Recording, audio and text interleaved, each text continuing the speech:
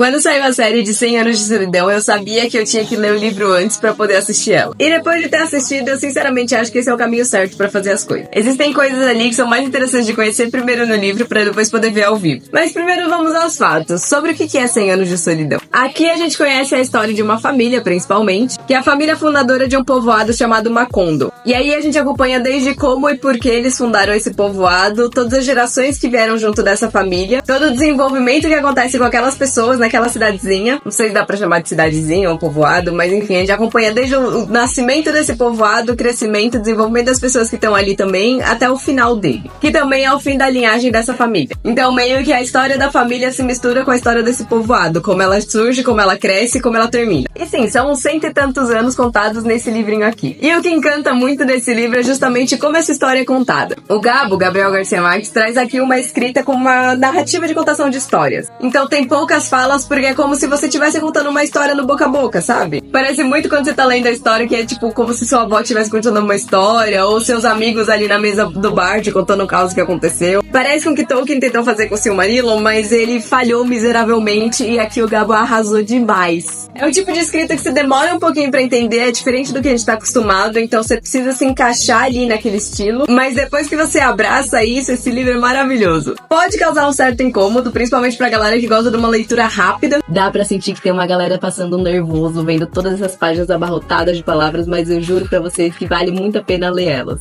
Esse livro não é rápido, mesmo ele sendo curto, você vai gastar um bom tempão aqui pra ler ele e vai ser um tempo maravilhoso que você vai curtir. Principalmente porque mesmo sendo muitos personagens, você vai se apegando a eles. Te dá vontade de visitar essa cidadezinha, porque você já sabe todas as fofocas de todo mundo que passou por lá. Quando você vai lendo esse livro, é muito um clima de fofoca de bairro pequeno, sabe? Que eu pessoalmente adoro. Um outro ponto que pra mim foi muito interessante é que ele tem uma escrita não linear da passagem do tempo. No começo é um pouco confuso, mas aí você vai pegando a ideia de que isso que você tá vendo aqui, na verdade, aconteceu lá atrás. E esse pequeno detalhe que ele trouxe aqui, você guarda, porque lá na frente ele vai explicar melhor e aí vai fazer sentido aqui. De novo, parece confuso, mas pra mim é muito interessante, porque daí você vai conectando dentro da sua cabeça todas essas pequenas fofocas que você vai pegando ao longo do caminho. Parece muito com aqueles filmes que tem vários personagens e que daí ao longo da história eles vão se conectando, sabe? E assim, o Gabo ganhou um prêmio Nobel. Aqui, conhecendo essa história, além desse livro, eu entendi o porquê disso. E que de fato foi muito merecido. Foi o primeiro livro que eu li dele e me fez entender porque que todo mundo adora tanto esse escritor e me fez querer ler outros dele. Também porque é uma história muito interessante da gente conhecer. A gente vai conhecendo essa família, conhecendo essa pequena cidade, conhecendo todos os personagens, entendendo todas as qualidades, todos os defeitos deles e principalmente captando toda a complexidade que é essas relações familiares. De como quem nós somos e o que a gente cria como família é construído e é passado para as próximas gerações. Esse livro me fez pensar muito daquela ideia do tempo como uma espiral, como um funil. Quando a gente tá no tratamento para uso de substâncias, a gente traz essa ideia para os pacientes. Uma ideia de que as coisas vão acontecendo e as coisas vão se repetindo. Então o tempo é como uma espiral. A gente vai passando, vai mudando, mas a gente sempre chega no mesmo ponto. A questão é que quando a gente chega nesse ponto, a gente já evoluiu, a gente já mudou e a gente já aprendeu. Então a gente pode ressignificar algumas coisas ou fazer algumas coisas de maneiras diferentes. E aí a ideia depois de transformar essa espiral num funil. Então que a gente vai voltar nesse ponto, mas que a gente demore cada vez mais pra chegar lá. Me faz pensar nisso, de como essa família traz as mesmas situações em momentos diferentes, em situações de mundo diferentes, mas que essa história vai sempre se repetindo. De como muitas vezes a gente vai fazendo e a gente vai deixando essa história se repetir. E o que fazer pra aprender com a nossa história pra não ser fadado a repeti-la. De novo, é um livro muito interessante, muito gostoso de ler e eu recomendo a leitura pra todo mundo.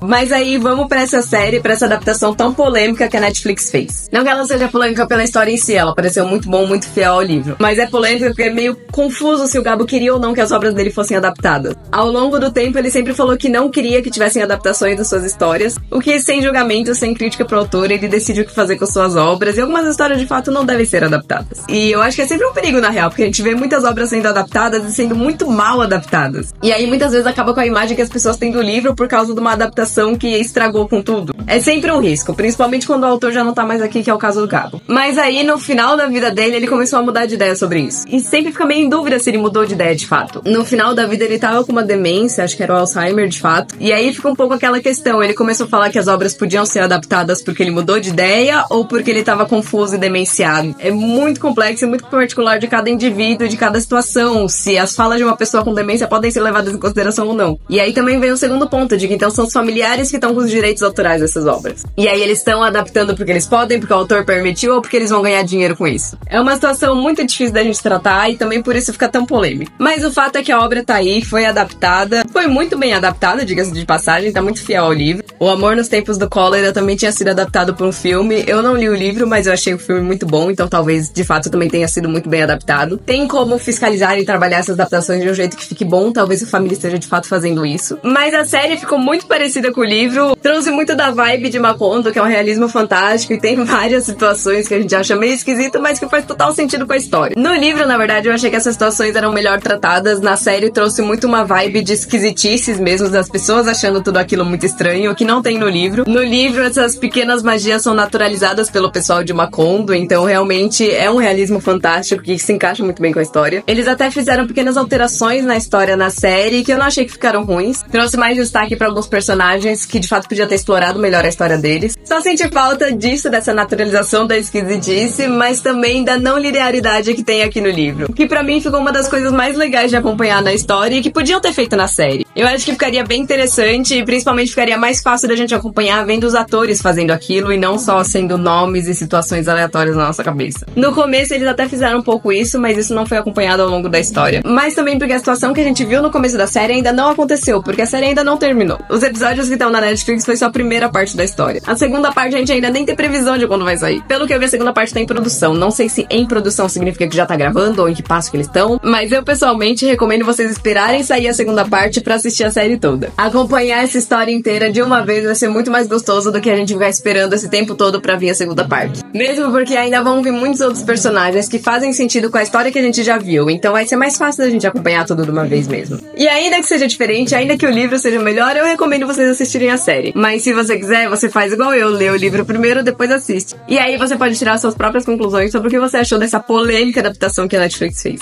Eu recomendo especialmente a leitura do livro, porque é muito bom e é muito gostoso. Se você entrar com uma mente aberta, disposta a conhecer um outro estilo de escrita, você vai se apaixonar igual eu fiz.